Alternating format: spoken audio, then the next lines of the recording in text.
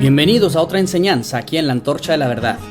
Acompáñame, hermano, al estudiar un tema más a la luz de la Biblia, nuestra antorcha que brilla en la oscuridad.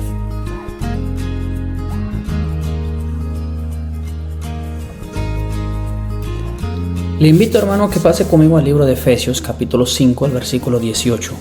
Un pasaje bastante conocido y, reconocido como un pasaje para la familia.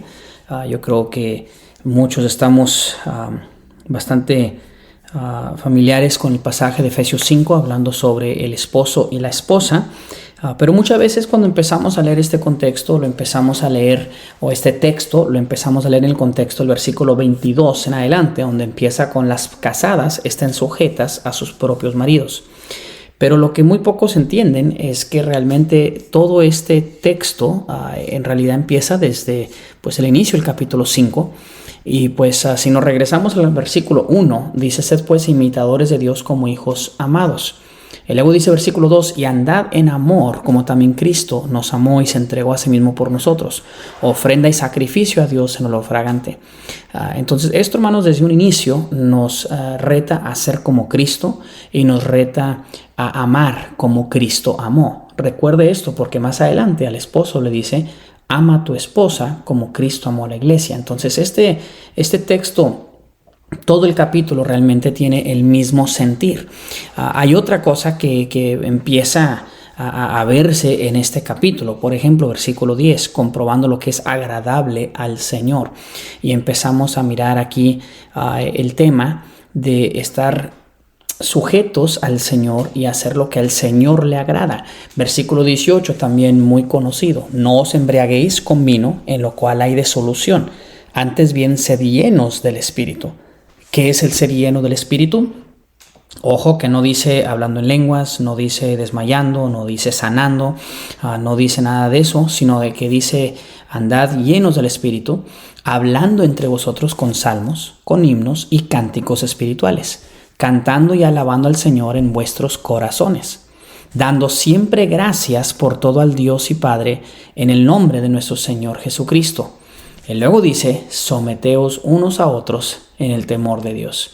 Hermano, hoy no voy a predicar el tema del versículo 18, 19 y 20 y 21, pero sí quisiera comentarlo como contexto, porque mire usted que dice que debemos de andar llenos del Espíritu. ¿Qué es el andar lleno del Espíritu? Usted ha escuchado la frase: no se trata de cuánto tengo yo del Espíritu, porque si yo tengo a Cristo en mi corazón, entonces yo tengo todo el Espíritu. El Espíritu no llega por porciones, no llega por cantidades, no llega por olas, sino de que tengo toda la persona del Espíritu Santo en mí, si es que yo soy salvo. Pero aquí nos dice también hablando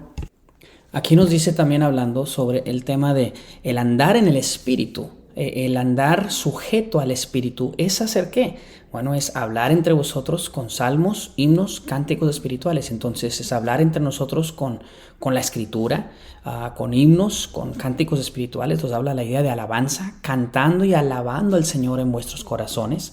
Entonces aquí ni siquiera está hablando, cuando habla de los corazones, no está hablando de algo audible necesariamente a los demás, sino que realmente en el corazón, teniendo alabanza y cántico hacia el Señor, o que del corazón salga, ya sea si se expresa con la boca y el canto, pero que sea algo de corazón. Y luego dice: dando siempre gracias por todo al Dios y Padre. Hermano, la gratitud es una parte. Usted dice: ¿cómo sé si una persona está andando en el Espíritu? Bueno, va a estar cantando, va a estar hablando el uno con el otro, alabando a Dios. Va a haber ese gozo del Señor manifestado en su cántico y su hablar. También va a haber gratitud. Una persona que nunca agradece a Dios, una persona que nunca alaba a Dios, es una persona que difícilmente me vas a convencer que está siendo guiado o está caminando en el Espíritu. Pero luego aquí va el tema para el resto del capítulo. Versículo 21 dice: someteos unos a otros en el temor de Dios. Una persona que está siendo guiada por el Espíritu, que está caminando en la llenura del Espíritu, es una persona que va a ser sujeta o sometida uno a otro. Y yo no me someto a los demás por temor a ellos. Yo no lo hago por conveniencia a ellos, no lo hago por obligación de ellos, sino que lo hago en el temor de Dios. hago lo correcto, me sujeto a mi hermano, me sujeto a mi hermana, me sujeto a mi esposo, me sujeto a mi rol de esposo, me sujeto dependiendo del caso de cada quien, pero lo hago precisamente porque temo a Dios. Ahí está el punto, temo a Dios. Bueno, el pasaje entonces ahí inicia, hermano, ahora sí, con el versículo 22. Y aquí es donde típicamente cuando habla uno de la familia, aquí entra, ¿no? Porque dice, las casadas estén sujetas a sus propios maridos como al Señor. Pero recuerda el contexto es imitar a Cristo, el contexto es amar como Cristo amó, el contexto es andar en el Espíritu. Y parte de andar en el Espíritu es estar sometido el uno al otro. Ahora se enfoca, entre esa sujeción, se enfoca en el tema de la esposa y más adelantito del esposo. Pero hablándole a la mujer, le dice, las casadas estén sujetas a sus propios maridos, como al Señor. Gracias a Dios que no dice a todos los hombres o a todos los maridos, sino que la mujer debe estar sujeta a su esposo, a su marido. Dice como al Señor. Porque el marido es cabeza de la mujer, así como Cristo es cabeza de la iglesia, la cual es su cuerpo y Él es su Salvador. Así que como la iglesia está sujeta a Cristo, así también las casadas lo estén a sus propios maridos en todo. Hermanas, hoy no voy a enseñar o predicar sobre esto de estar sujeto a su marido. Es tema que hemos hablado en muchas ocasiones y lo hablaremos después. Pero hoy quisiera iniciar hablando directamente a los esposos. Quisiera hablar a los esposos, a los maridos. Porque el versículo 25 en adelante sigue con esto. ¿Y por qué usted dice, por qué empieza con los esposos? Porque en el pasaje empieza con las esposas. Bueno, sí y no. Sin duda alguna aquí vemos que el liderazgo dentro del hogar está en la cabeza del hombre. Y pues, hermana, yo sé que para usted es mucho más fácil sujetarse a su esposo si su esposo la ama como debe de ser.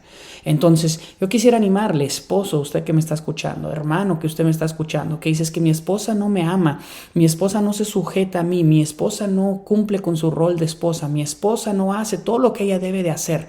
Bueno, yo le quisiera animar. Piense en esta realidad. Su esposa quizás no está cumpliendo con su rol porque usted como cabeza no está cumpliendo con la suya. Ahora, su esposa debe sujetarse independientemente al rol del esposo, independientemente a la reacción o acción del esposo. Correcto. La esposa, así como el esposo debe amar a su esposa independientemente a lo que, pues ahora sí, él haga. Si él no cumple con su rol, si él no ama a su mujer como debe, de todos modos, ella debe sujetarse a él, porque nuestra obediencia a Dios no es basado en la actitud del otro, no es basado en el pensar o ahora sí el acomodo de la otra persona, no es basado en la obediencia de mi esposa. Yo debo de obedecer y hacer lo correcto independientemente de lo que haga mi esposa. Eso lo entendemos, pero lo que sí es muy cierto es que si la cabeza, que es el marido, ama a su mujer y la dirige, le da el ejemplo y la cuida como debe de ser, la esposa fácilmente reacciona con esa sujeción, fácilmente reacciona con ese amor y ese respeto que el hombre tanto busca. Entonces, esposos, ¿quieres realmente que tu esposa te siga, se sujeta a ti? Empieza tú primero a dar el paso como líder en la casa. Tristemente en muchos hogares no es así, pero hombre, yo te invito, escucha los próximos minutos, aplica esto para ti y date cuenta que si quieres una mejor esposa, tú sé un mejor esposo. ¿Quieres una mejor pareja? Tú sé el líder, el ejemplo dentro del hogar. Y deja que tu muestra, tu ejemplo, tu actitud y tus acciones y tus avances en la fe y en tu caminar cristiano sean el ejemplo que ayuden a tu esposa y más adelante a tus hijos a reaccionar de la forma correcta. Entonces vamos a hablar de este tema, hermanos, de ser un líder para nuestra esposa, ser un guía. A la esposa se le dice sujétate a tu esposo, se le dice sigue a tu esposo. Y uno dice, bueno, ¿cómo es que yo puedo ahora sí ser un buen líder para mi esposo? ¿Cómo es que yo puedo tener una esposa que se sujete a mí, que me siga, que esté dispuesta a seguirme, no nada más obligada, sino que ella diga yo quiero seguir a mi marido? ¿Cómo es que puedo? Bueno, quiero darte varios puntos en esta tarde, quiero darte varias realidades que espero te puedan ayudar. ¿Cómo ser un buen guía a mi esposa? Número 1, yo tengo que convencer a mi esposa que yo estoy sujeto a Cristo Jesús. Mire, una buena mujer lo que anhela en un esposo, si es un guía, si es una protección, si es alguien que la pueda dirigir, la pueda proteger, la pueda cubrir en todos los sentidos de la palabra. Pero lo que una buena mujer cristiana sobre todo busca es un esposo que esté sujeto a Dios. Una esposa que esté sujeta a la voluntad de Dios, al plan de Dios, a las ordenanzas y los mandatos de Dios. Sumisión dentro del matrimonio. ¿Cómo es que esto funciona? Pues bueno, este esposo primero tiene que demostrarle a su esposa que él está convencido en su sujeción ante Cristo, que él está obedeciendo a Cristo, y si él se sujeta a Cristo, tendrá una esposa que con mucho más gusto se sujetará a él. Vamos a 1 Corintios, hermanos, a hacer un pequeño estudio aquí. Pues vamos a regresar ahorita más adelante al pasaje donde iniciamos en Efesios 5, pero quiero que mire algo en 1 de Corintios, capítulo 11. Y vamos a mirar, hermanos, el versículo 1, donde lo dice así: sed imitadores de mí, así como yo de Cristo. Os alabo, hermanos, porque en todo os acordáis de mí y retenéis las instrucciones, tal como os las entregué. Pero quiero que sepáis que Cristo es la cabeza de todo varón, y el varón es la cabeza de la mujer, y Dios la cabeza de Cristo. Ahora brinque el versículo 7, por favor. Porque el varón no debe cubrirse la cabeza, pues es la imagen y la gloria de Dios, pero la mujer es la gloria del varón. Porque el varón no procede de la mujer, sino la mujer del varón. Y tampoco el varón fue creado por causa de la mujer, sino la mujer por causa del varón. Hermanos, aquí, y no voy a entrar en la cubierta de la cabeza, ese es tema para otro momento, y esos han llegado preguntas por hecho sobre esto de la cubierta de la mujer y todo, pero aquí el punto que quiero que quede claro es de que nosotros hablamos mucho de que la mujer debe sujetarse al esposo, ella debe sujetarse a mí como esposo, pero olvidamos que así como la mujer se sujeta a mí, yo también tengo a quien estar sujeto. Yo sé que mi esposa, bíblicamente, Noemí, debe sujetarse a mí, a su servidor, Mateo. Es su trabajo, es su responsabilidad bíblica sujetarse a mi liderazgo. Pero ¿sabes qué? Ella no es la única que debe sujetarse.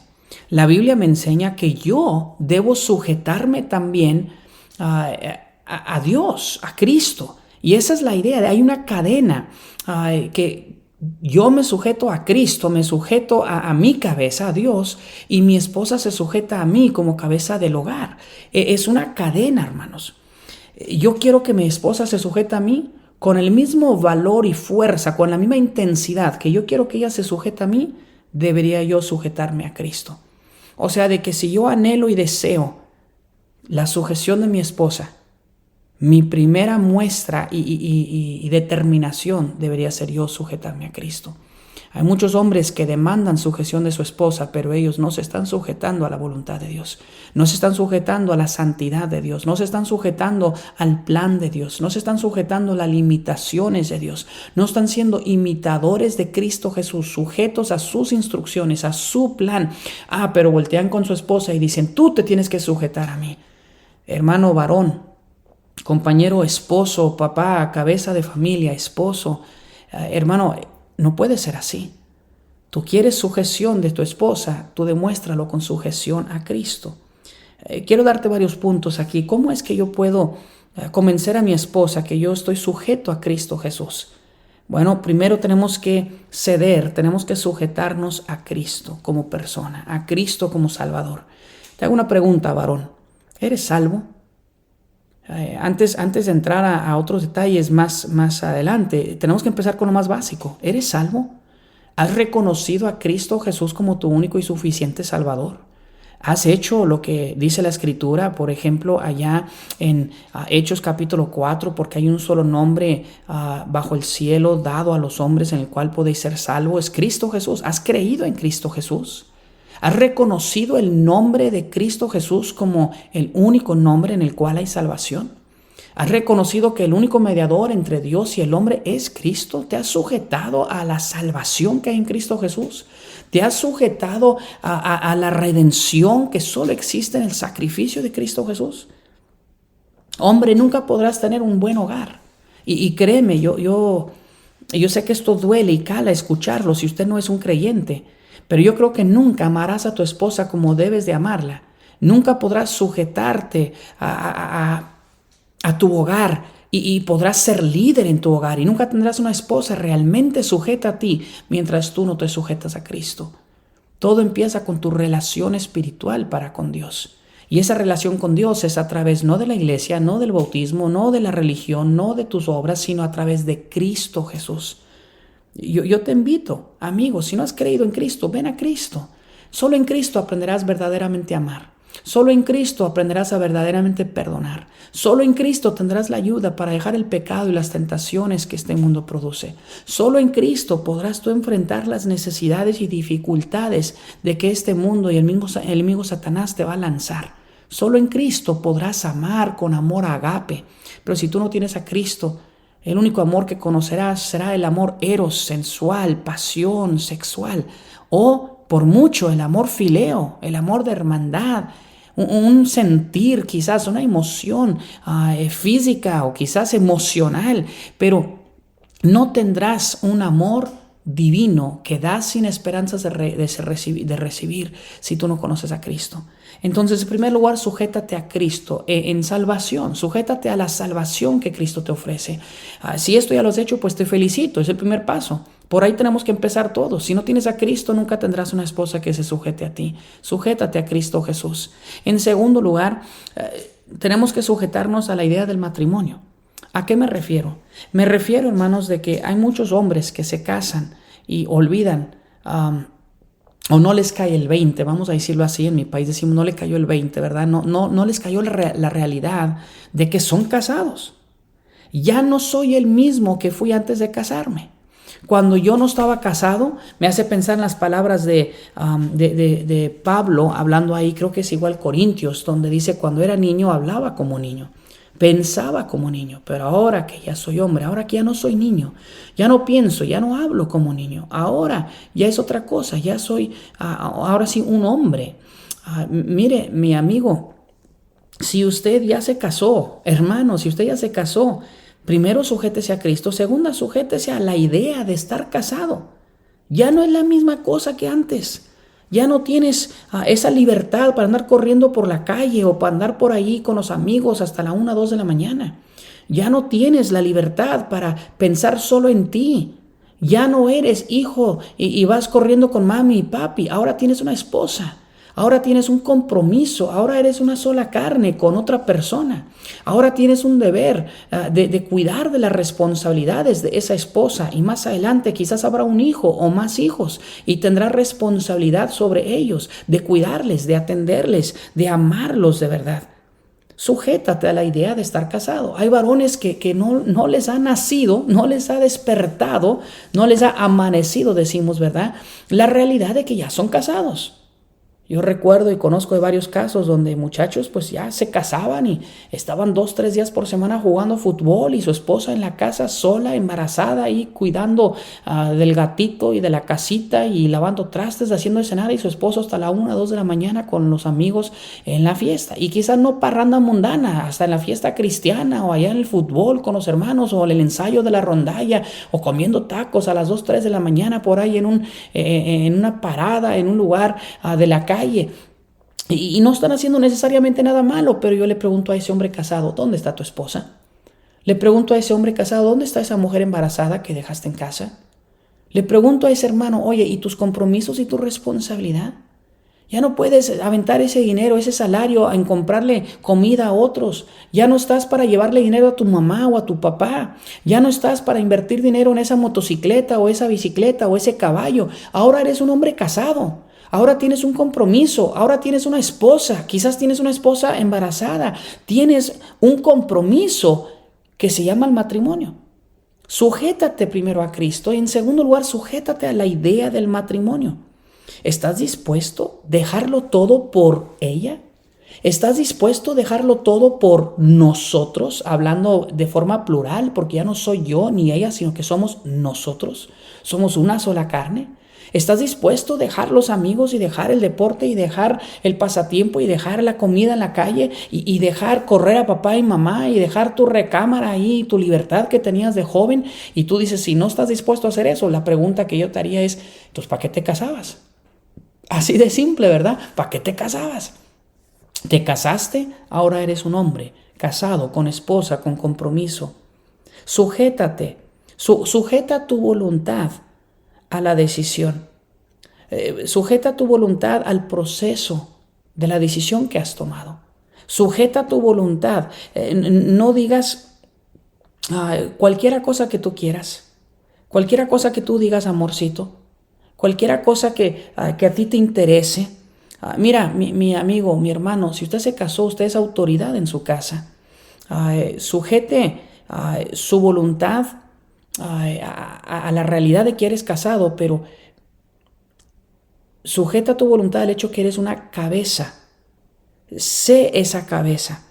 No regales la autoridad que Dios te ha dado como cabeza del hogar. Sujétate a la posición, a la autoridad que Dios te ha dado. Y yo sé que parece que estoy diciendo una contradicción porque estoy hablando de autoridad y estoy hablando de sujeción. Y uno dice, ¿cómo que un líder se va a sujetar? No, es que sujétate a la posición que Dios te ha dado. Ahora sí, encarrílate con la autoridad que Dios ha puesto en tus manos. La verdad es que nos acobardamos los hombres. La verdad es que decimos, yo no quiero ser líder, yo no quiero ser ahora sí ese jefe, es mejor que mi esposa decida. Es más, pregúntale a mi papá y mi suegra, que mis suegros decidan, que los hijos decidan en la casa. No, pues amor, tú sabrás, tú eres más inteligente que yo, tú decide. No, sujétate a la posición, sujétate a la autoridad que Dios te ha dado como cabeza del hogar. Mira, una cosa es muy cierto de muchas mujeres. Dios te ha llamado el líder y la gran mayoría de mujeres están muy dispuestas a seguir a su esposo mientras él sea el líder. Pero muchas mujeres muy buenas y muy sanas, si su esposo no toma las riendas y no toma el lugar de liderazgo, tarde o temprano, ella aguanta, ella espera, pero tarde o temprano ella se va a levantar y va a tomar esas riendas y ella va a decir, bueno, si tú no quieres ser líder, yo voy a ser líder. Si tú no vas a tomar una decisión sobre los hijos, yo lo voy a tomar. Si tú no vas a tomar una decisión sobre las finanzas, yo lo voy a tomar. Y uno dice en ese momento, mujer, sujétate. Bueno, yo entiendo, ella necesita sujetarse, pero ¿sujetarse a qué? Si su esposo no está siendo líder. ¿Sujetarse a qué? Si su esposo no está cumpliendo con su autoridad que él tiene. Entonces, cuando hablamos de sujétate a la idea de que estás casado, quisiera animarte a de que eso significa eres autoridad. Sujétate a la autoridad que Dios te ha dado como cabeza del hogar. Otro pensamiento aquí con esto es sujétate a la idea del matrimonio, sujeta tu cuerpo. Yo creo que esto se entiende sin tener que decirlo mucho, pero hermano, vamos a 1 Corintios, el capítulo 7. Dice versículo 1, en cuanto a las cosas que me escribisteis, bueno le sería al hombre no tocar mujer. Pero a causa de las fornicaciones, cada uno tenga su propia mujer y cada uno tenga su propio marido. El marido cumpla con la mujer el deber conyugal y asimismo la mujer con el marido. La mujer no tiene potestad sobre su propio cuerpo, sino el marido, ni tampoco tiene el marido potestad sobre su propio cuerpo, sino la mujer. No os neguéis el uno al otro, a no ser por algún tiempo de mutuo consentimiento, para ocuparos sosegadamente en la oración, y volved a juntados en uno, para que no os tiente Satanás a causa de vuestra incontinencia. Mire, mi hermano, todo el capítulo 7 aquí está buenísimo, y aquí incluso más adelante habla las viudas, los viudos, los divorciados y todo eso, pero la idea aquí principal es de que si un hombre es casado, él ya no es dueño de sí mismo. Su cuerpo le pertenece a su esposa. Y si una mujer es casada, ella ya no es dueña de sí mismo. Su cuerpo le pertenece a su esposo. Y hay un deber conyugal que se llama aquí. Hay una responsabilidad conyugal, hermano, para ponérsela en español más claro, para que no haya duda alguna de lo que estamos hablando. Aquí estamos hablando simplemente de un deber sexual, una responsabilidad física. Cumplir con las responsabilidades físicas de tu esposo o tu esposa.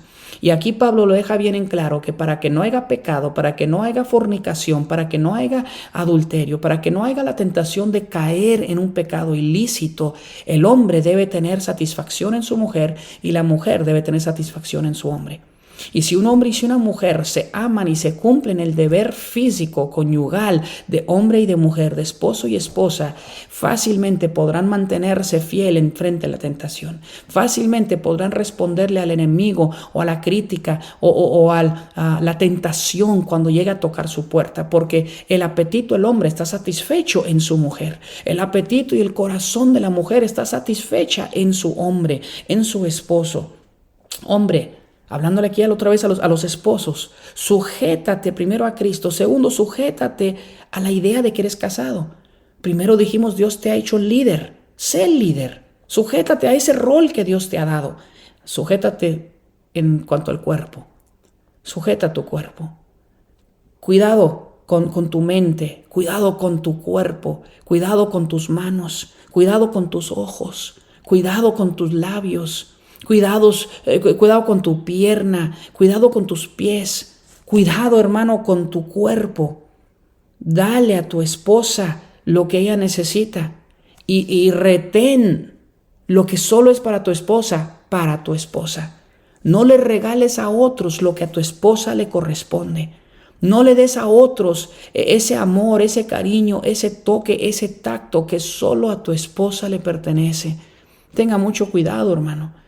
Todos tenemos amistades, tenemos hijos, tenemos hijas, tenemos amigas, tenemos mamás, hermanas. Mire, hermano, yo recuerdo cuando primero llegamos a la iglesia en Aruba, que había una idea muy común, y es algo que pues existe mucho entre latinos, de darse besos en el cachete, de pues ahora sí tocarse, abrazarse un poco más, y hay una comodidad con ese tacto. Y uno dice, no, es que es pura amistad, es pura amistad. Hermano, he aprendido con los años, cuidado con eso.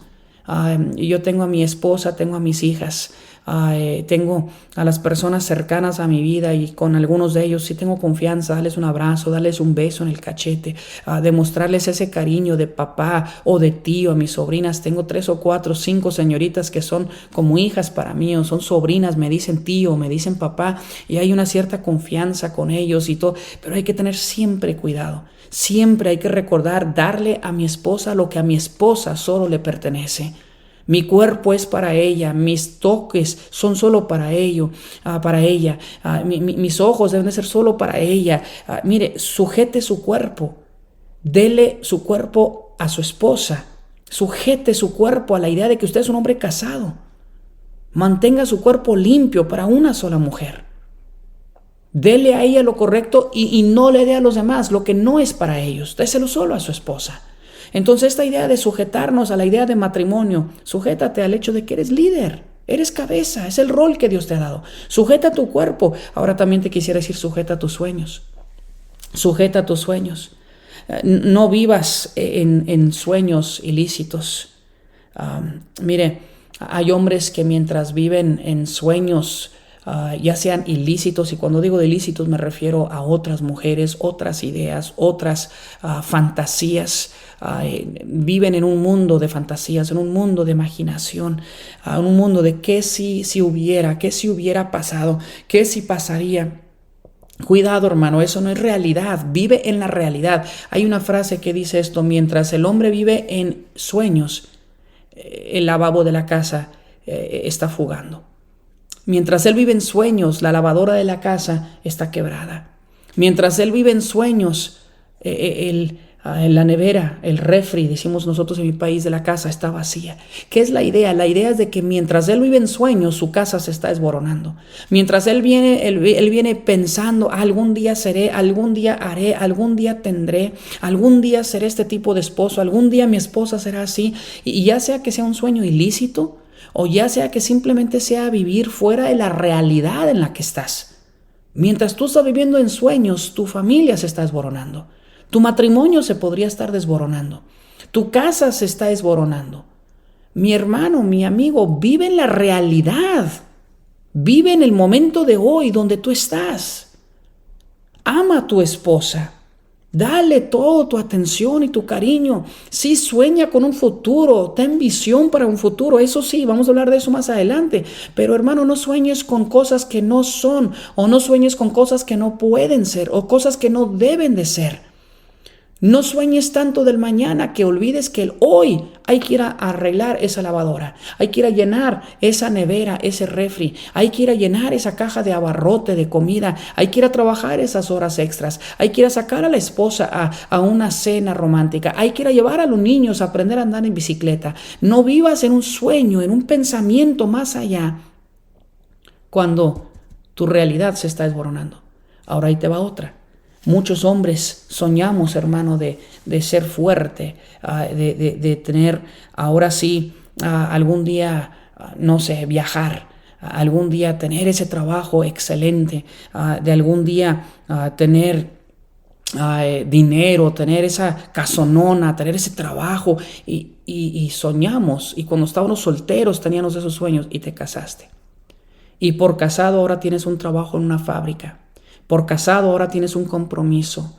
Por casado ahora ya no puedes viajar, porque ahora si viajas es llevar a tu esposa y es llevar a esos 2, 3, 4 hijos y ya no te alcanza para el vuelo, ya no te alcanza para el hotel. Y tú dices, si estuviera soltero, iría. Si no tuviera esposa, podría ir. Si yo no tuviera hijos, yo podría ir. Oiga, mi hermano, pero eso ya no es la realidad.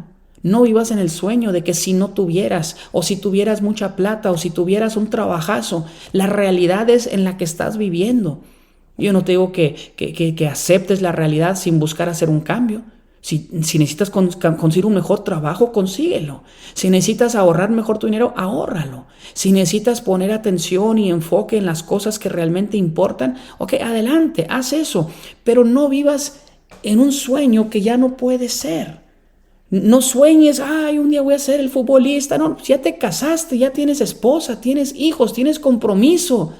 Ya no vas a llegar a ser ese futbolista, ir a viajar con esa banda o ir a viajar con ese grupo. Ya no vas a hacer eso. Eso es un sueño de joven, de soltero, que cuando tú te casaste, ese sueño se entregó. Ese sueño ya no se puede hacer realidad. Hermano, yo no sé a qué varón le estoy hablando, pero quizás hay algunos que todavía están soñando con lo que iban a hacer antes de ser casados, lo que algún día querrán hacer. Hermano, no vivas en tus sueños. Sujeta tus sueños a la idea de que tú eres un hombre casado. Sujeta tus sueños y tus pasiones a la idea de que tú ahora tienes una esposa y tienes hijos y tienes un compromiso. Hay una frase también que dice, sueños son las que llevan a invenciones y a progreso. Esto es muy importante reconocerlo, hermano. Hay un balance aquí. El que no sueña, el que no tiene visión para el mañana, nunca llegará a inventar, nunca llegará a tener progreso, nunca llegará más allá. Hay personas que viven en una casa de cartón, viven en una casa de madera, con un piso de tierra, con un baño allá entre el campo. Viven, hermanos, humildemente, pobres, traen una pequeña bicicleta, pero no tienen carro, no tienen casa propia. Y si no sueñan y si no tienen visión para el futuro, nunca jamás llegarán a tener algo más. Van a vivir en esa chocita, en esa casita de cartón el resto de su vida. ¿Por qué? Simplemente porque pues no están dispuestos pensar más allá. No hay visión, no hay sueño. Pero hermano, tenga mucho cuidado porque la frase sigue así. La frase dice, sueños nos llevan a invenciones y al progreso. Pero ten mucho cuidado no vivir en fantasías. Una cosa es tener sueño de lo que podrá ser el día de mañana. Tener una visión de lo que podrá ser el mañana. Una cosa es tener ese corazón aventurero que dice, yo quiero ser un mejor esposo, quiero algo bueno para mi familia, quiero que mis hijos tengan una buena educación, quiero estar en una buena iglesia, quiero llegar a tener esto, aquello. Eso no es malo en sí, pero ten mucho cuidado no vivir en fantasías. Ten mucho cuidado de que la realidad no la dejes torcer por algo que no es. Entonces hemos hablado, hermano, debemos de sujetarnos a Cristo. Segundo lugar, debemos sujetarnos a la idea de que somos casados. ¿Cómo que la idea de estar casado? Bueno, sujétate a la voluntad del liderazgo. Sujétate al rol del liderazgo que Dios te ha dado. Sujeta tu cuerpo, sujeta tus sueños, sujeta también tu tiempo. Eres casado, ya no soltero. Tu tiempo ya no te pertenece a ti, le pertenece a tu esposa y le pertenece a tus hijos. Y yo sé que algunos hermanos batallan mucho con esto. Dicen, hermano, pero es que yo antes jugaba fútbol y ahora ya ni puedo.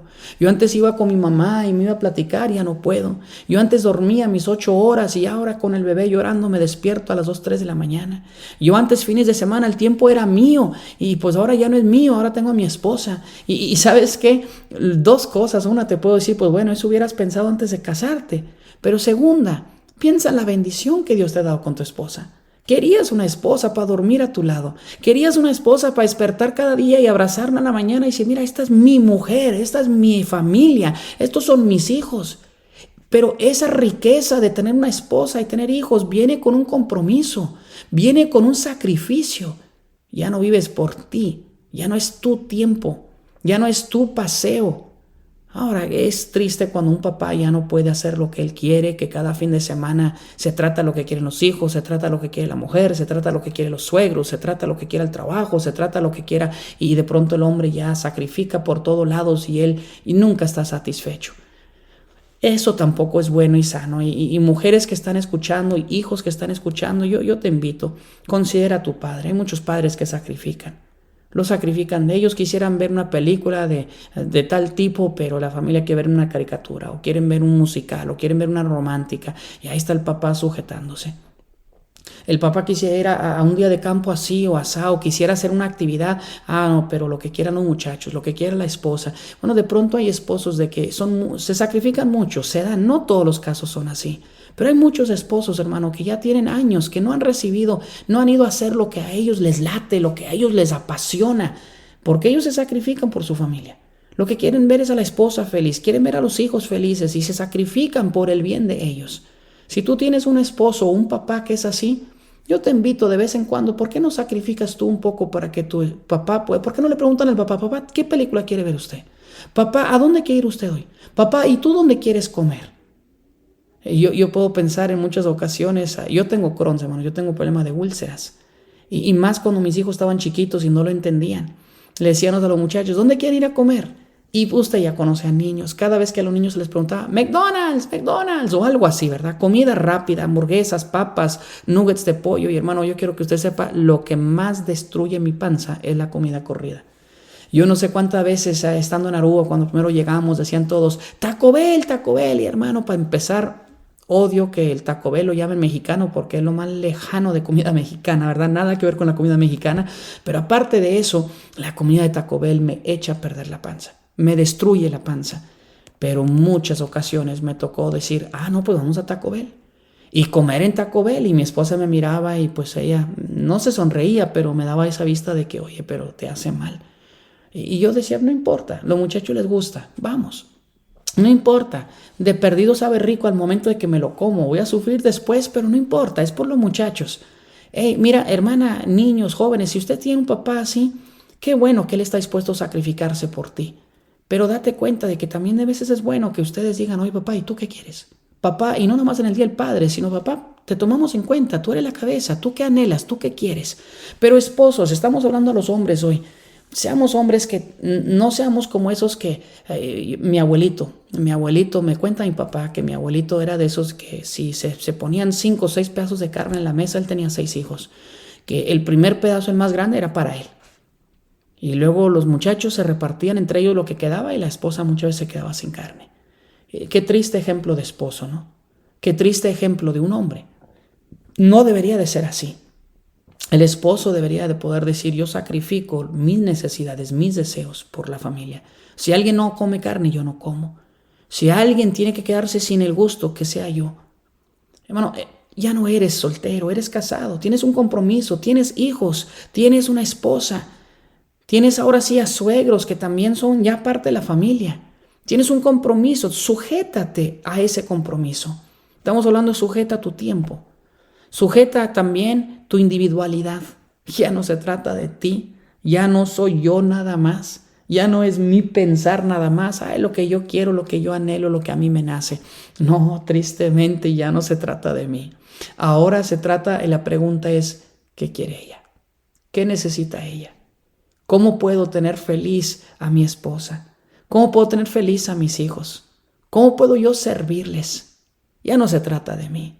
Un buen hombre, un hombre que se se quiere identificar como líder, quiere ser seguido por su esposa y su familia. Es un hombre que va a sujetar su individualidad. Entonces estamos hablando, ¿quiero yo que mi esposa me siga? ¿Quiero yo que mi esposa siga mi liderazgo? Y uno dice, la esposa se tiene que sujetar. Ok, ¿quieres que tu esposa se sujete? En primer lugar, hemos hablado que el hombre tiene que convencer a su esposa que él está sujeto a Cristo. Yo quiero que mi esposa se sujete a mí, que ella vea a Cristo en mí, que ella vea mi sujeción a Cristo. Dijimos en primer lugar, yo debo sujetarme a Cristo en salvación. Segundo, yo debo sujetarme a la idea de que soy un hombre casado. Esto habla de sujetarme al liderazgo que Dios me ha dado. Esto habla de sujetar mi cuerpo, habla de sujetar mis sueños, habla de sujetar mi tiempo, habla de sujetar mi individualidad. Todo esto debe ser hecho, hermano, el uno al otro y en la voluntad de Dios. Simplemente sujétate a Dios, sujétate al plan y al orden que Dios te ha dado. Hazlo, ponlo por obra, ponlo en acción, sujétate ante Dios y que tu esposa vea esa sujeción.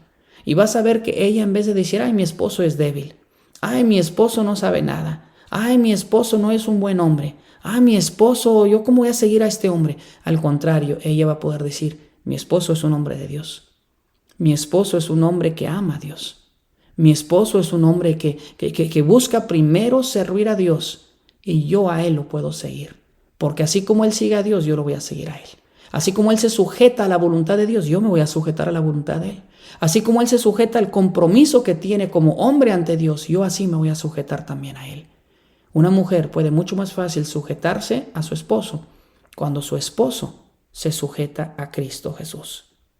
Vamos, hermanos, a el día de mañana tocar el próximo tema, que esto va a ser en 2 partes. El día de mañana vamos a hablar, hermano, ¿cómo quieres que tu esposa te siga? ¿Cómo quieres que se sujete a ti? Bueno, en primer lugar, demuéstrale que está sujeto a Cristo. Mañana, hermanos, con la ayuda de Dios, vamos a tocar el tema de que no solo debo de estar sujeto a Cristo y demostrárselo a mi esposa, sino que en segundo lugar yo debo de amar a mi esposa. Y el versículo 25 en adelante de Efesios 5 a esto se refiere. Y vamos a ver esto en el próximo audio, en la próxima enseñanza. ¿Cómo puedo yo sujetar a mi esposa, a mí? ¿Cómo puedo hacer que mi esposa y mi familia se sujete a mi liderazgo? Hemos visto hoy.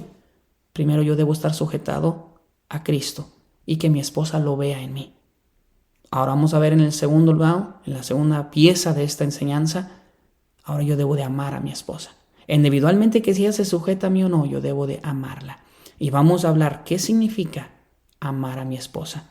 ¿Qué significa darle ahora sí amor como el amor de Cristo? ¿Esto cómo funciona? Entonces espero que pueda estar con nosotros el día de mañana, escuchar esta segunda enseñanza que va en acorde con este mismo tema y que Dios nos ayude, hermanos, a ser hombres, varones, esposos y padres, que podamos ser verdaderos líderes. Líderes que sepamos guiar a la familia, pero ¿cómo? Siendo sujetos a Cristo Jesús. Dios le bendiga. Espero que esta enseñanza a mi hermano varón sea de bendición para su vida, su matrimonio y su hogar. Yo lo necesito. Me imagino que hay muchos más hombres que también lo necesitan. Que Dios nos dirija, que Dios nos guíe. Dios le bendiga.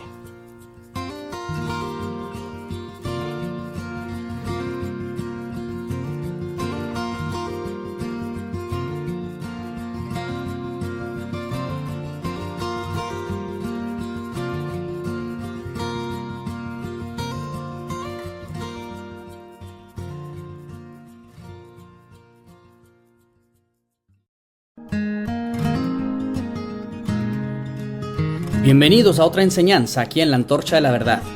Acompáñame, hermano, al estudiar un tema más a la luz de la Biblia, nuestra antorcha que brilla en la oscuridad.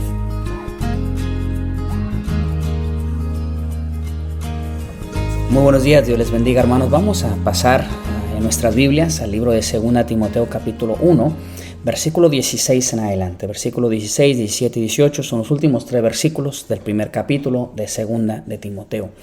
Dice la Escritura: tenga el Señor misericordia de la casa de Onesíforo, porque muchas veces me confortó y no se avergonzó de mis cadenas, sino que cuando estuve en Roma me buscó solícitamente y me halló. Concédele el Señor que haya misericordia cerca del Señor en aquel día, y cuánto nos ayudó en Éfeso, tú lo sabes mejor. Hermanos, aquí Pablo está escribiendo su muy probablemente última carta. Hay un debate si escribió Romanos o Segunda de Timoteo al último en su vida, pero sin duda alguna Segunda Timoteo fue uno de sus últimos escritos, si no es que su último. Vemos ahí en el capítulo 4 donde él dice: estoy listo para ser sacrificado.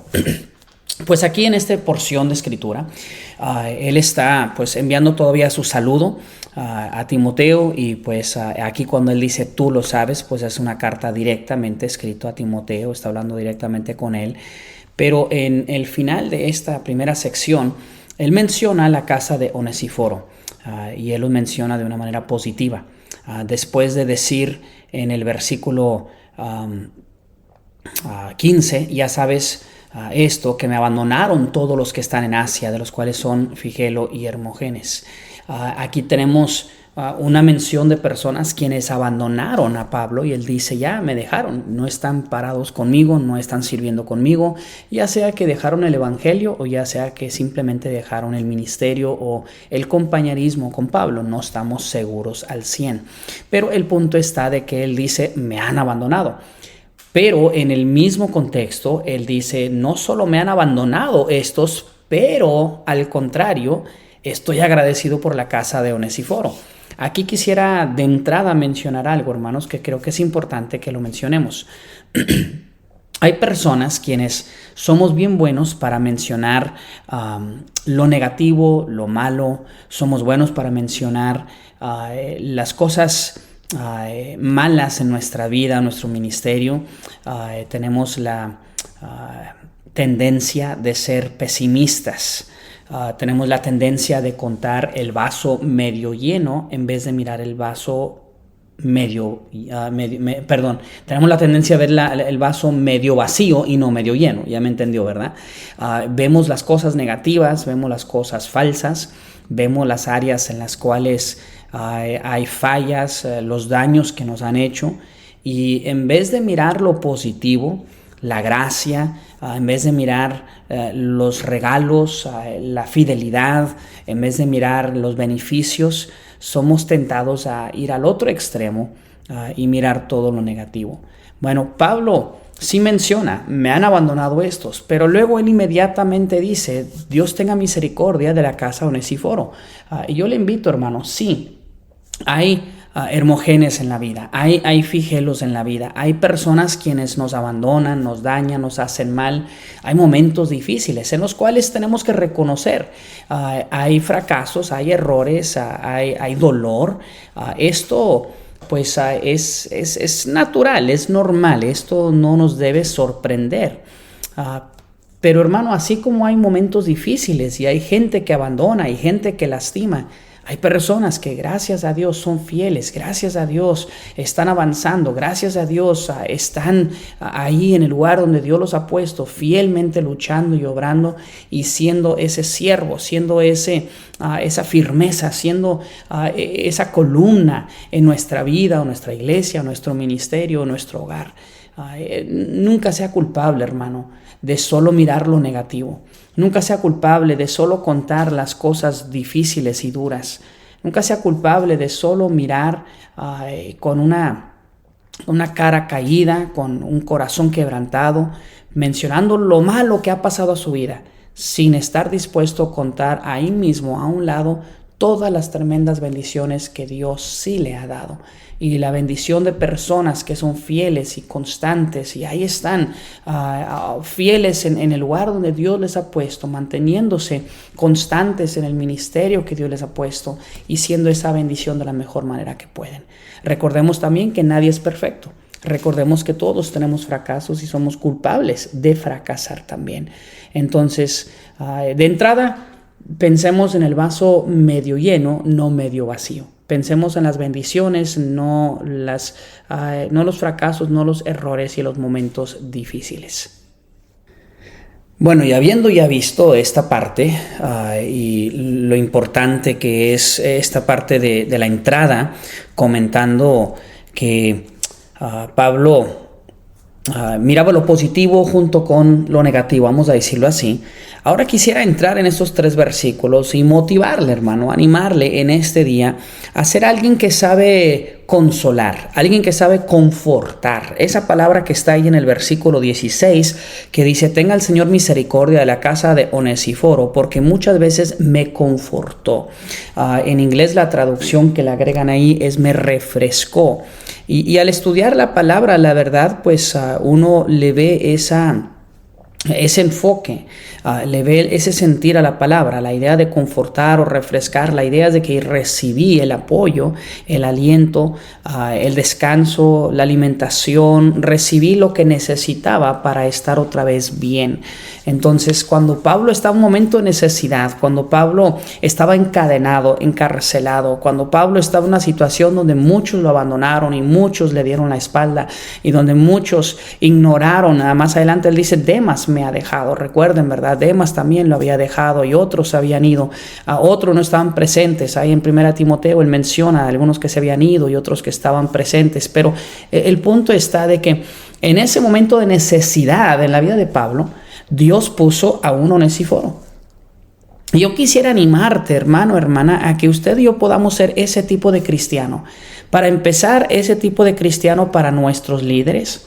Hermano, yo te lo puedo decir como un pastor, te lo puedo decir como un misionero, te lo puedo decir como un hombre dentro de una familia y una congregación y un hogar. Hay muchos momentos en la vida, particularmente como líder y pastor, donde uno se siente abandonado, donde uno se siente ahora sí dejado a un lado, donde uno se siente incluso pataleado cuando estás en el piso. Yo creo que no hay nada peor que el sentimiento de que cuando tú estás en el piso estás siendo maltratado, cuando estás caído, que hay caído te den el golpe, que hay caído te den, ahora sí que le echen sal a la llaga, que le pongan el dedo al lugar donde está el dolor y le opriman, ¿verdad? Eso es de enemigos, eso es de aquellos que nos odian, eso es de aquellos que están lejos de ayudarnos, están en nuestra contra. Y uno dice, qué difícil, qué duro, ¿no? Cuando hay personas que así se portan, que así se comportan con uno. Yo le quisiera pues motivar a que este día usted y yo busquemos ser alguien que sepa confortar, alguien que sepa consolar, alguien que sepa refrescar la vida de un hermano o hermana en Cristo.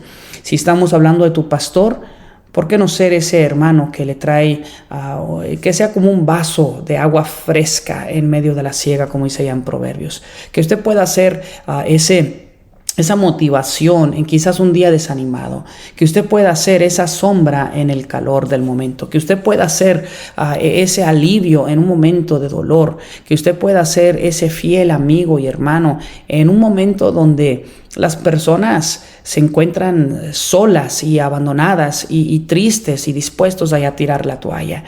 Qué hermoso es cuando usted y yo podemos llegar a ser ese tipo de persona, ese tipo de hermano, hermana en Cristo, ese tipo de miembro en la iglesia, ese tipo de esposas.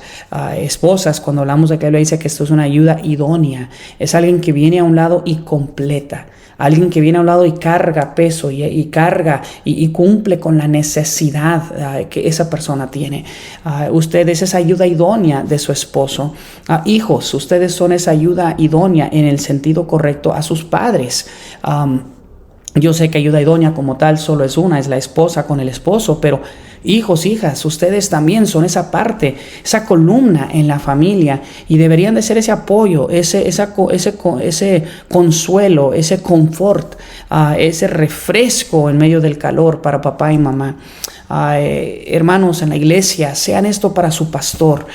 Yo lo digo como pastor y estoy muy agradecido. La semana pasada nuestra iglesia me sorprendió con unos globos, con unas palabras y con unos regalitos de parte de la iglesia y una ofrenda, y muy agradecido con la iglesia por ello. Lo hacían por el Día del Pastor y no tenemos muchos años que en la iglesia han celebrado el Día del Pastor, pero ya hay unos 2-3 años atrás que la iglesia empezó a recordar el Día del Pastor y empezaron, y no es toda la iglesia que lo hace, son unos cuantos que se acuerdan, unos cuantos que lo promueven y gracias a Dios muchos otros se involucran, pero el punto está de que Estoy agradecido por tener una iglesia que me anima, que me motiva, que me dice: pastor, para adelante, vamos a seguir, no se desanime, vamos a insistir. Pastor, échele ganas, pastor, no estás solo, pastor, oramos por ti. Esto para mí es un estimulante bastante grande. Esto me motiva, me anima.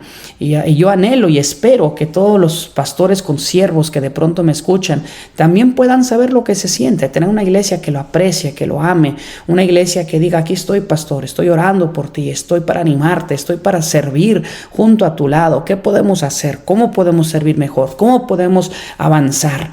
En un momento de dolor y de desánimo, alguien que sepa venir a dar ese brazo y decir: pastor, échale ganas, estoy orando por ti. Entonces, estemos hablando de un líder de una congregación o quizás papá, mamá, estoy hablando a papá y mamá que están desanimados y quebrantados, o si quizás estoy hablando de un patrón, incluso alguien que en el trabajo está avanzando, le está echando ganas, está ahí intentando llevar adelante la compañía, llevar adelante el negocio, el restaurante, quizás esa tiendita o ese ministerio que usted tiene quizás dentro de la iglesia local, y usted como líder, usted como patrón, usted como jefe, de pronto usted también se quebranta, usted también está en momentos de desánimo, usted también está en momentos de querer tirar la toalla, y Dios pone a alguien en su vida que es ese consuelo, esa ayuda, ese apoyo. Mira, yo le quisiera animar, hermano. Todos tenemos a alguien por abajo y todos tenemos a alguien por arriba. Todos tenemos a alguien a quien podemos animar y motivar en este día. Y yo quiero que tú pienses en esa persona el día de hoy. Quiero que consideres esa persona el día de hoy y de que consideres cómo puedes tú ser un ánimo, ser un confort, ser un refresco, algo refrescante a esa persona el día de hoy. Te quisiera enseñar varias cosas aquí que Pablo menciona de Onesíforo. 4 cositas para ser preciso, y pues vamos a avanzar en estos minutitos con esta pequeña enseñanza. Dice aquí Pablo, para empezar, que lo que hizo Onesíforo de ser un refresco, de ser un confort, de ser un ánimo, una fortaleza para él, número 1, lo que él hizo fue una decisión. Fue una decisión. Si vemos aquí el versículo 17, dice: sino que cuando estuvo en Roma, hablando de Onesíforo, dice: me buscó solícitamente y me halló. Vamos a hablar de ese solícitamente en un momento, pero vea usted que dice: me buscó y me halló. Vea usted que dice en la última parte del 18, y cuánto nos ayudó en Éfeso. Tú lo sabes bien, le dice a Timoteo. Pero Onesíforo, hermano, tomó una decisión. Onesíforo lo buscó y lo halló. Hermano, ahí podríamos detenernos para decir: muchas veces nosotros no hallamos a las personas que queremos ayudar porque realmente no los buscamos. Nosotros no hallamos una puerta abierta para servir porque no la buscamos. Nosotros no hallamos al necesitado para servirle, para amarle, para ayudarle y para edificarle, precisamente porque no lo buscamos. La Biblia dice en el sentido de la oración: busca y hallaréis. Pues vamos a aplicar esto de ser una ayuda, un apoyo, y vamos a decir también aquí en este contexto de ser un apoyo, un confort, un consuelo: si tú no buscas, no hallarás. Mi hermano, mi amigo, usted tiene que aprender el valor de decir: yo buscaré una manera de servir, yo buscaré una manera de involucrarme, yo buscaré una manera de ser el apoyo y el ánimo, yo buscaré una manera de poner y activar ahora sí mis habilidades y los talentos y mi hogar y mi familia que Dios me ha dado, los voy a activar, yo voy a buscar. Él buscó a Pablo y él lo halló. Y cuando lo halló, él tomó la decisión de ayudarle, de decir: yo voy a hacer un apoyo para ti, Pablo. Fue una decisión. Fue una decisión seria. Mira que dice de que él lo hizo solícitamente. Vamos a hablar de esa palabra en un momento, pero esto nos habla de una decisión real, de una decisión sincera. Nos habla de que él tomó una decisión donde él dijo: yo me voy a apegar, yo voy a tomar una decisión que para mí es sincera y seria. Yo voy a tomar una decisión. Y luego vea lo que hizo cuando él lo encontró, lo halló en la cárcel. Y luego dice, concédale el Señor que haya misericordia cerca del Señor en aquel día. Y cuánto nos ayudó. Esa es otra palabra que vamos a mencionar en un ratito, pero dice que él lo ayudó. Dice de que le demostró, ahora sí, confort, y dice de que no se avergonzó de las cadenas. Estas fueron decisiones de parte de Onesíforo. Él tomó una decisión de pagar el precio por lo que tuviera él, por lo que él quería hacer. Él dijo, yo estoy dispuesto a pagar un precio por tal de ser bendición, por tal de ser apoyo, por tal de ser una ayuda. Yo sé que me va a costar, yo sé que voy a batallar, pero yo estoy dispuesto a pagar ese precio. He tomado una decisión. Hermano, ¿está usted dispuesto a tomar una decisión para decir yo quiero ser el apoyo para mi pastor, para mi líder?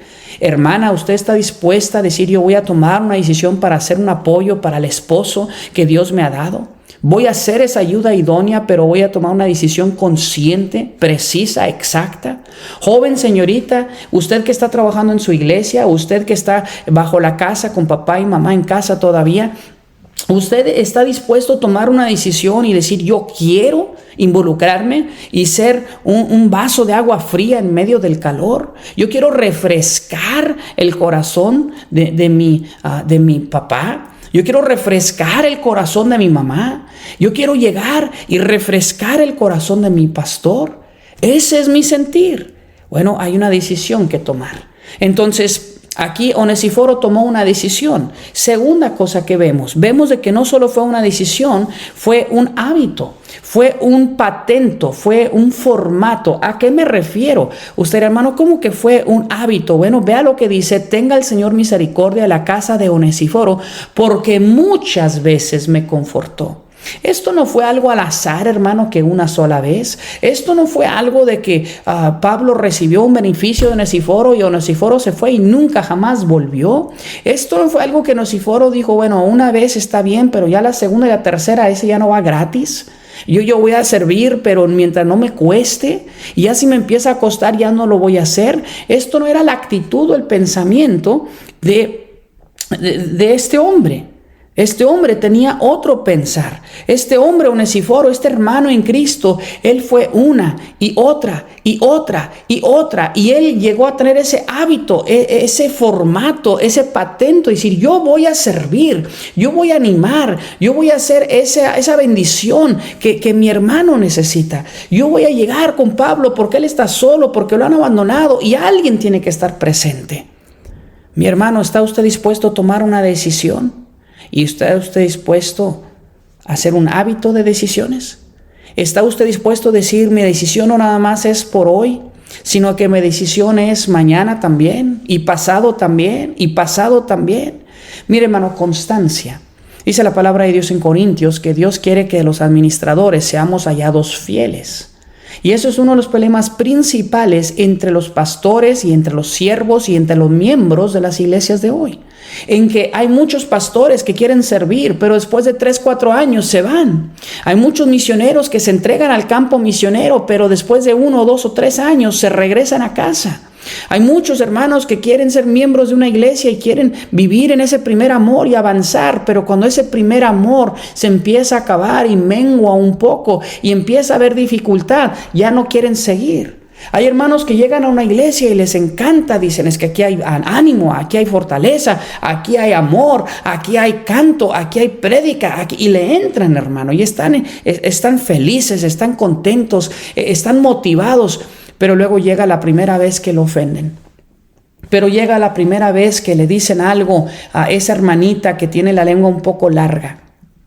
Escuché esta semana de Spurgeon, una historia de una mujer que iba y lo escuchaba predicar. Y Spurgeon en esos días estaban empezando a tener corbatas largas. Y él tenía una corbata larga. Y la hermana, después del servicio, se le arrimó y dijo, hermano Spurgeon, venga para acá. Y el hermano se le arrimó y la hermana dijo, Pastor Spurgeon, he traído mis tijeras.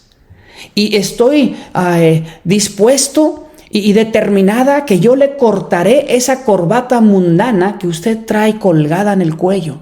La cortaré y ayudaré que su testimonio y de que su apariencia sea más cristocéntrica.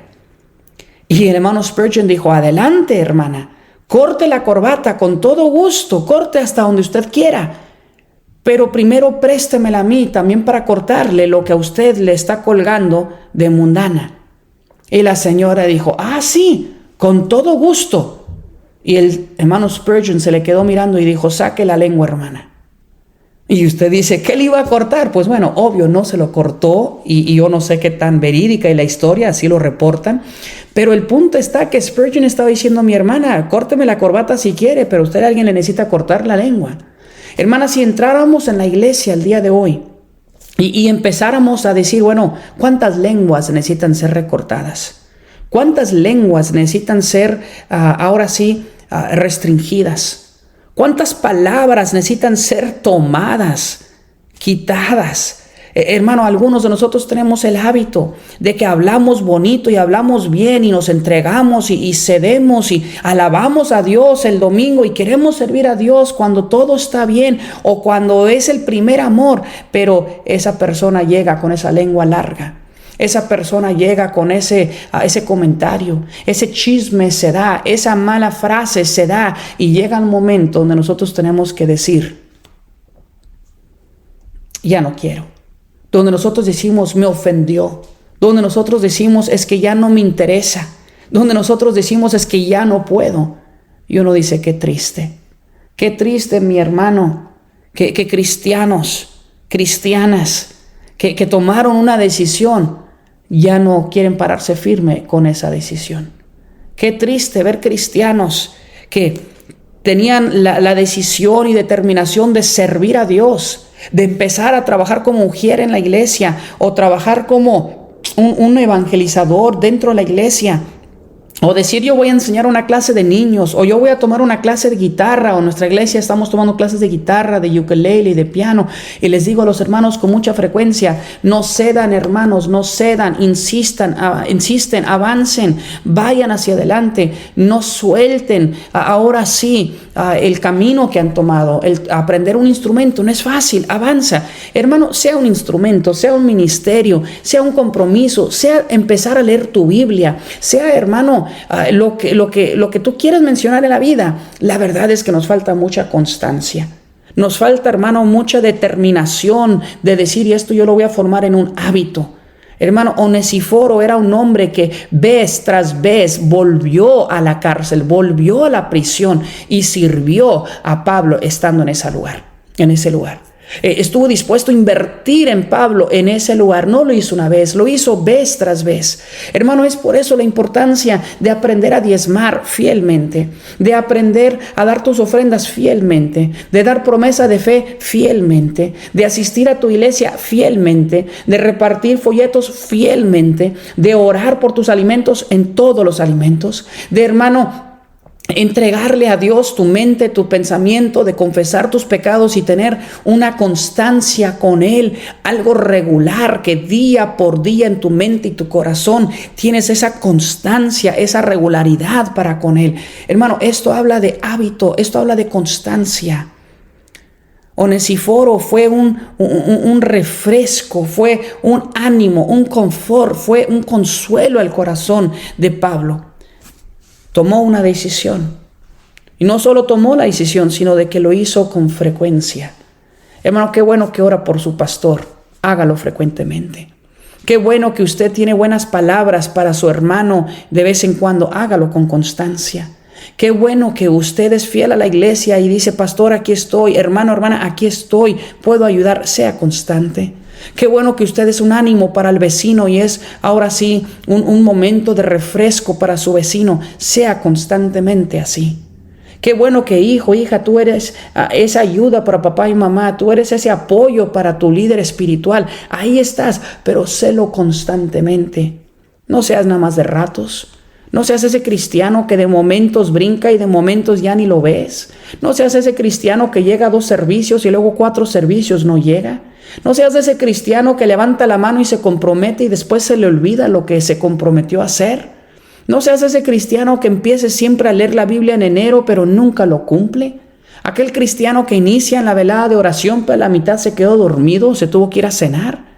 Hermano, sea una persona constante.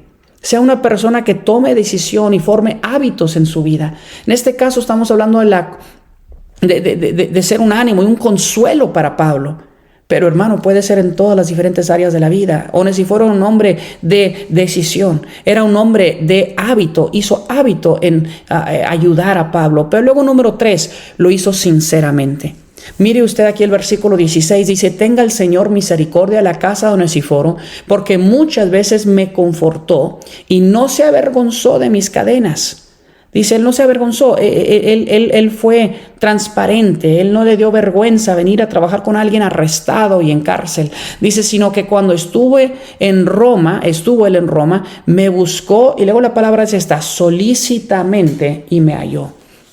Hermano, él no se avergonzó de Pablo, y él cuando lo buscó solícitamente lo encontró. Solícitamente lo buscó y solícitamente lo encontró.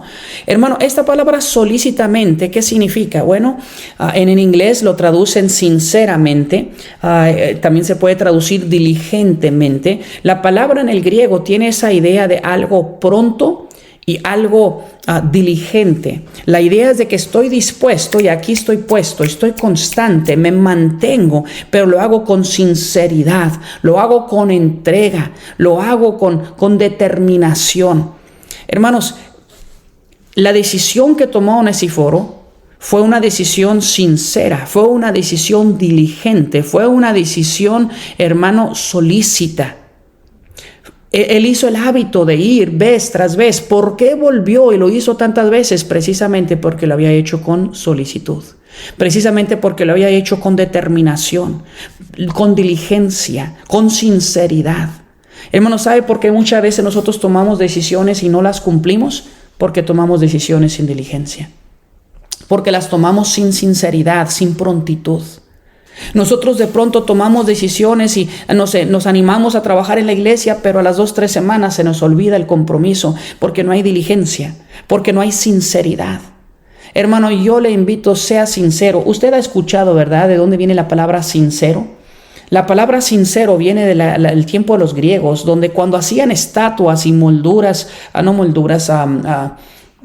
estatuas, creo que es la mejor palabra, ¿verdad? Hacían esculturas, es otra palabra, de piedra, de mármol, de otras cosas. Hermano, llegaba el momento que cuando había un error, cuando se quebraba un pedazo de la moldura, o cuando estaban haciendo, ¿qué le gusta? Una nariz en una estatua, y se quebraba la piedra y se perdía la nariz. ¿Qué es lo que ellos hacían? Una maña, falsificación, que es lo que era, que hacía el artista, es que él podía agarrar cera y él podía moldear esa nariz que se había quebrado con cera, o él arreglaba esa oreja que se había quebrado con cera, o esa fruta o esa hoja del árbol que habían estado haciendo de piedra o de cualquier tipo de material, esa moldura, lo terminaban con cera. Y se miraba bien, lo pintaban, lo arreglaban, parecía la pura realidad, parecía la pura verdad. Pero el problema está de que cuando empezaba a calentar, cuando empezaba a haber fuego, ¿qué pasaba con la cera? La cera se derretía. Y con el paso del tiempo cambiaba color, o se derretía o se caía, y se daba cuenta de que no es genuino o sincero. Entonces de ahí quedó la palabra sincera.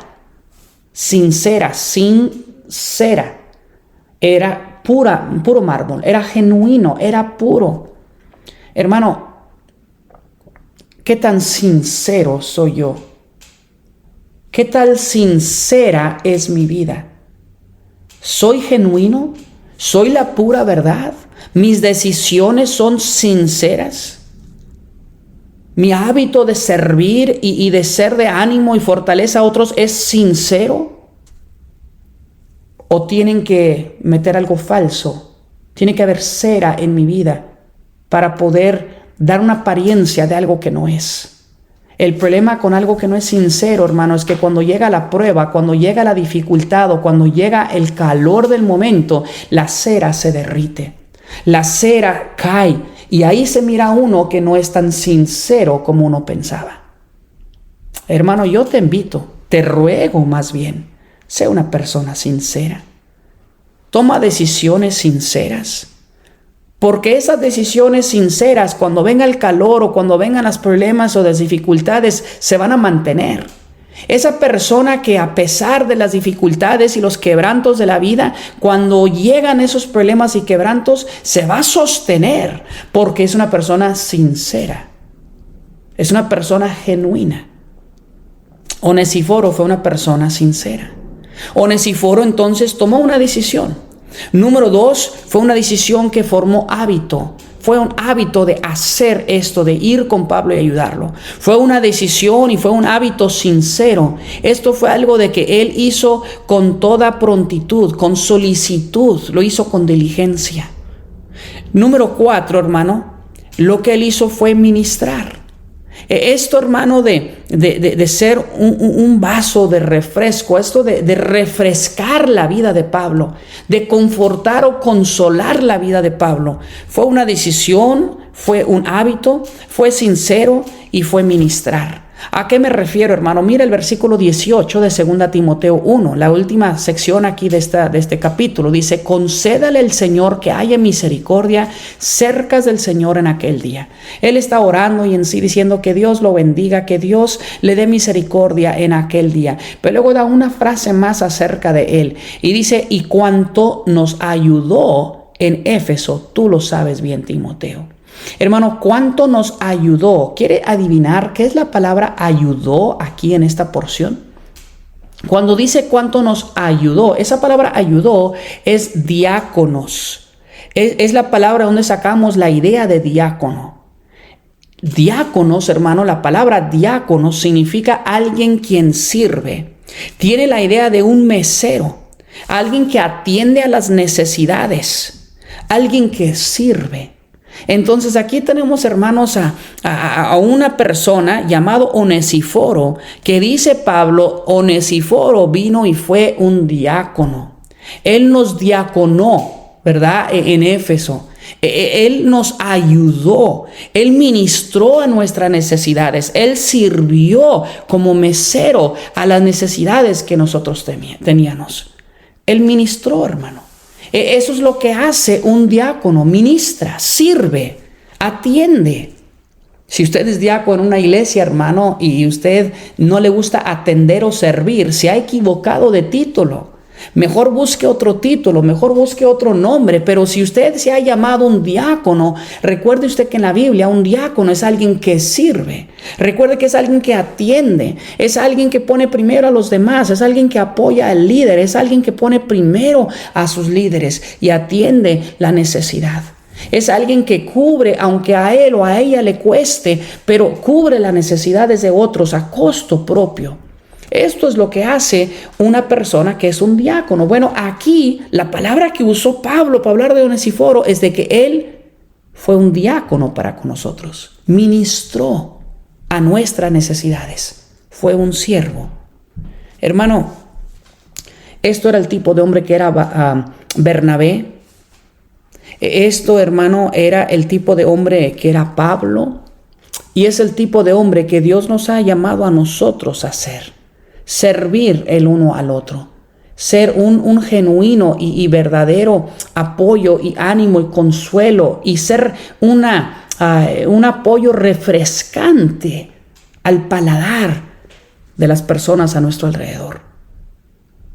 Mire, hermano, Pablo dice que Dios tenga gran misericordia en la casa de Onesíforo. Y note esto: la bendición no solo fue sobre Onesíforo, sino fue sobre su casa. Hermano, cuando usted y yo aprendemos a atender y a servir, Dios no solo me bendice a mí, sino que bendice a mi casa. Dios no solo bendice a mí, pero bendice mi hogar. Hermano, ¿quieres la paraguas de bendición de Dios sobre tu familia? ¿Quieres que Dios bendiga y obre en tu hogar y que Él bendiga a tu esposo, tu esposa, tus hijos? ¿Quieres que bendiga tu negocio? ¿Quieres que bendiga tu iglesia? Empieza con ser este tipo de hombre como Onesíforo.